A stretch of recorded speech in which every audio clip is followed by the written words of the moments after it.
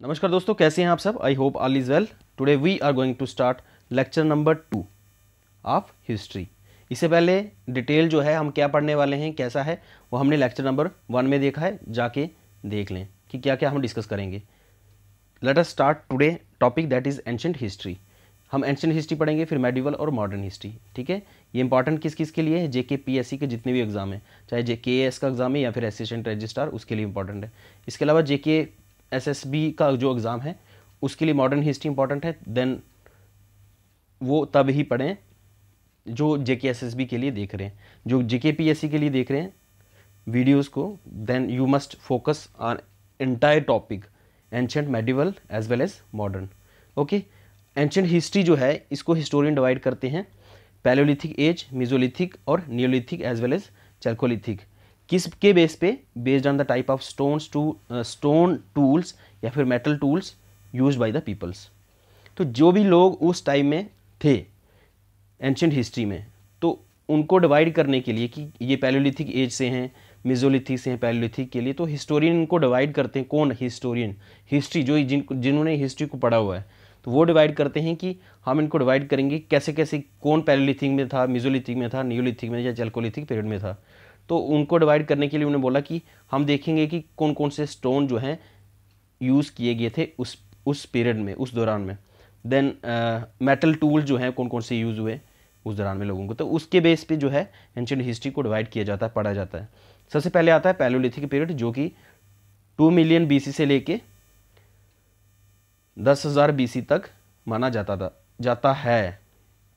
ठीक है, अब आपने याद क्या करना है एग्जाम के लिए, ये तो इंपॉर्टेंट नहीं है ये वाला ईयर।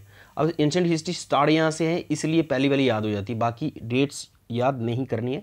इसकी इंपॉर्टेंट है क्योंकि यहीं से हिस्ट्री का मतलब जो हिस्टोरियन बताते हैं उधर वो हमें पढ़ना ही पढ़ना है। पैलियोलिथिक पीरियड में, इस पीरियड में क्या क्या चीज़ थी? एक तो फायर का जो है, फायर आग जो थी ये थी। Tools made up of limestone, जितने भी मैंने बोला ना, ये paleolithic age, mesolithic, neolithic, chalcolithic को पीरियड को कैसे पढ़ेंगे, तो जितने भी हिस्टोरियन है उन्होंने ये पाया गया कि हम देखते हैं सबसे पहले कि कौन कौन से स्टोन जो हैं, पत्थर जो हैं उन्होंने इस्तेमाल किए हैं। तो टूल जो है, एज ए टूल जो है स्टोन को यूज़ किया है, तो उसके बेस पे या फिर मेटल के बेस पे। तो आपने याद रखना जो पैलियोलिथिक में टूल कौन था? लाइमस्टोन। मैं इसलिए बोल रहा हूँ फोकस करना क्योंकि इस पे पैलियोलिथिक में टूल अलग होंगे, मेसोलिथिक में अलग होगा और न्यूलिथिक में अलग होगा। तो आपको ऑब्जेक्टिव आ जाएगा कि कौन कौन से टूल पैलियोलिथिक, मेसोलिथिक और न्यूलिथिक में थे। तो इसलिए आपको फोकस करना कि ये लाइमस्टोन से बना था।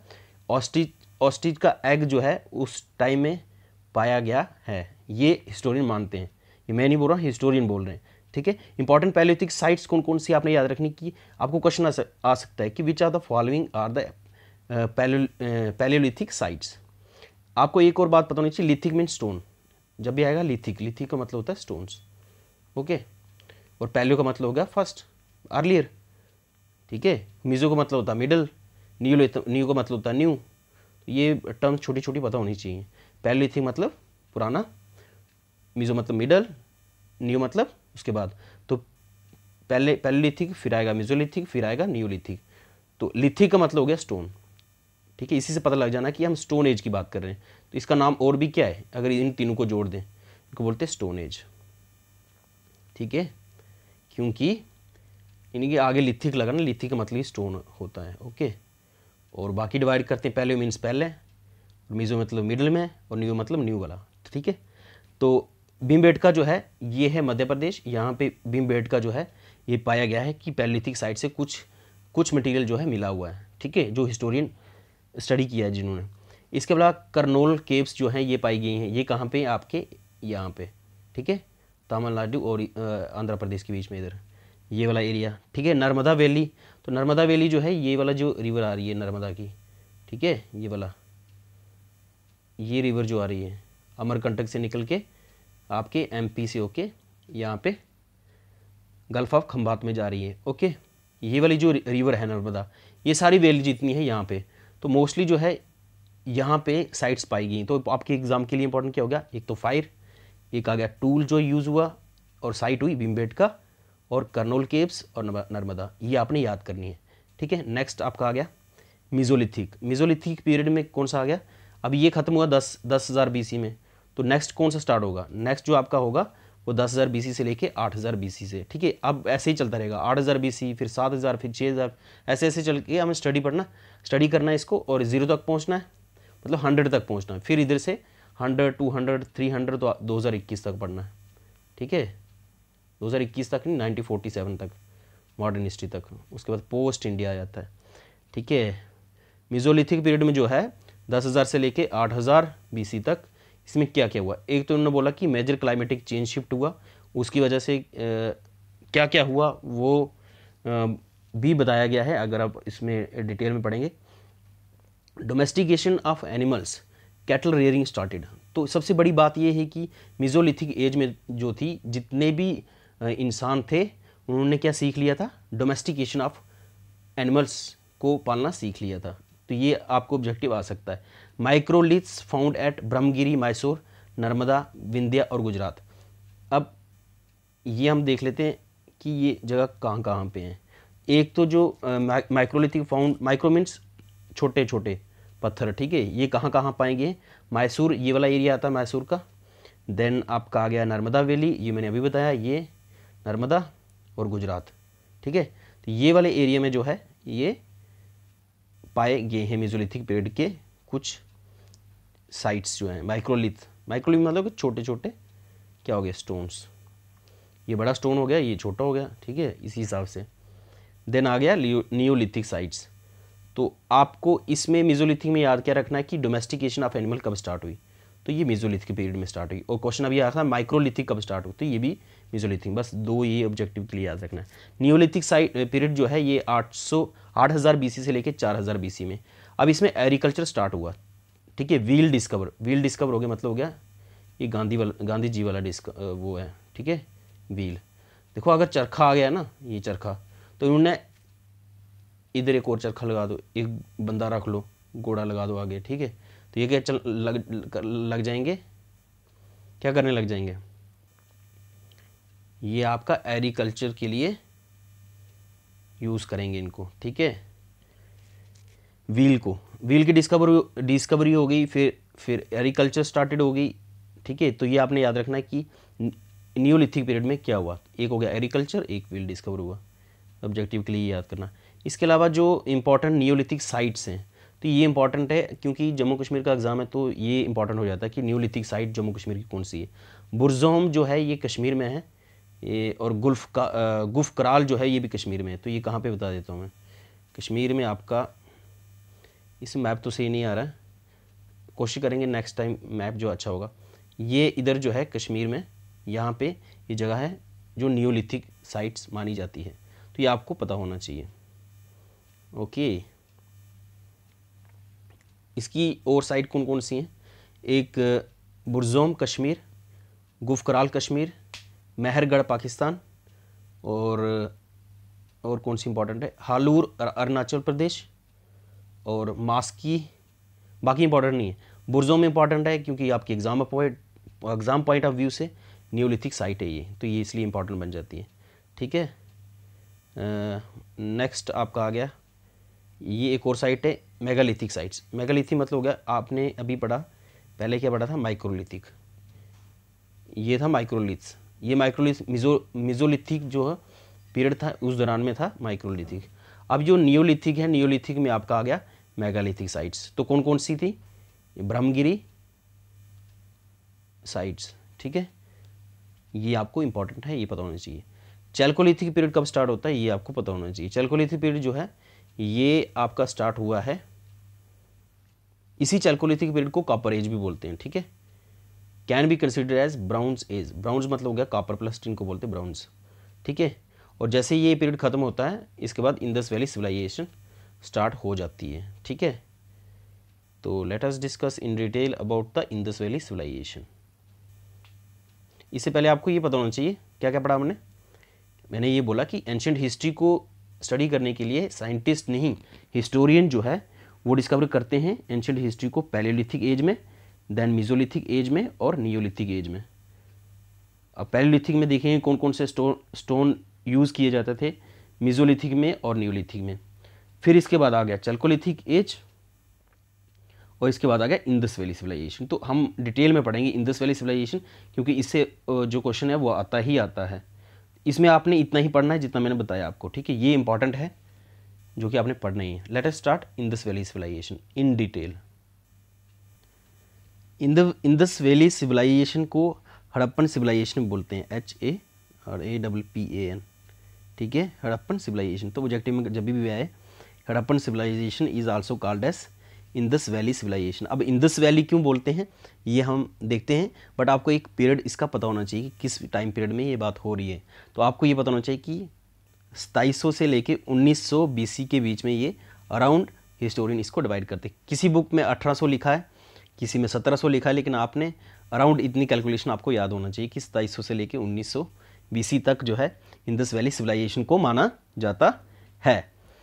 दिस वॉज एस्टेब्लिश अराउंड, जो भी है, इट फ्लोरिश्ड बिटवीन 2700 BC, फिर 1900 BC, और इसके अलावा इसमें डिक्लाइन दिया है कि डिक्लाइन कब हुआ, तो 1900 में इसका डिक्लाइन हो गया इंडस वैली सिविलाइजेशन में, ओके, और डिस्पीयर होगी 1400 BC में। 1400 BC के बाद फिर वैदिक पीरियड आपका स्टार्ट हो जाता है। तो आपको इसमें इंपॉर्टेंट क्या है, इसमें आपने इंपॉर्टेंट जो है इंडस वैली सिविलाइजेशन के। अब इंडस वैली क्यों नाम बोला, क्योंकि ये एक रिवर है, कौन सा, अगर आपको ये नज़र आ रहा है देन ये मैप अच्छा नहीं है, यहाँ से ये लेके चलो, ठीक है, ये आ गया तिब्बत, चाइना ने जो घेरा हुआ है, ठीक है, यहाँ से लेके यहाँ से इंडस आती है। इंडस रिवर जो है जम्मू कश्मीर से POK से होके ये आपका जा रहा है कहाँ, पाकिस्तान में। तो ये इंडस के आसपास जितनी भी सिविलाइजेशन हुई, ठीक है, उस पीरियड को बोलते हैं Indus valley civilization. That's why its name is Indus valley civilization ना। ये इंडस रिवर है, इसके आसपास जितने भी लोग रहे होंगे, ठीक है, जो भी रहे होंगे, जिसकी स्टडी की गई है, ठीक है, तो उसको बोलते हैं क्या बोलते हैं, इंडस वैली सिविलाइजेशन, तभी इसका नाम पड़ा ना। इसके अलावा हड़प्पा एक साइट है जो कि कहाँ पे है, आप देख रहे हैं स्क्रीन पे, ये है पाकिस्तान में। तो हड़प्पन सिविलाइजेशन भी नाम पड़ा इसका, इसको हड़प्पन सिविलाइजेशन भी बोलते हैं, इंडस वैली सिविलाइजेशन भी बोलते हैं। अब आपको याद क्या करना, आपने मेजर साइट जो है आपको याद होनी चाहिए। सबसे पहले आपने जम्मू कश्मीर का एग्ज़ाम दे रहे हो, मांडा जो है एक साइट है, ये आपको पता होना चाहिए कि ये मांडा एक साइट कौन सी है जम्मू कश्मीर में, जो कि इंडस वैली सिविलाइजेशन की साइट है। दूसरी हड़प्पन साइट, हड़प्पा जगह का नाम है, ठीक है, ये भी एक साइट है।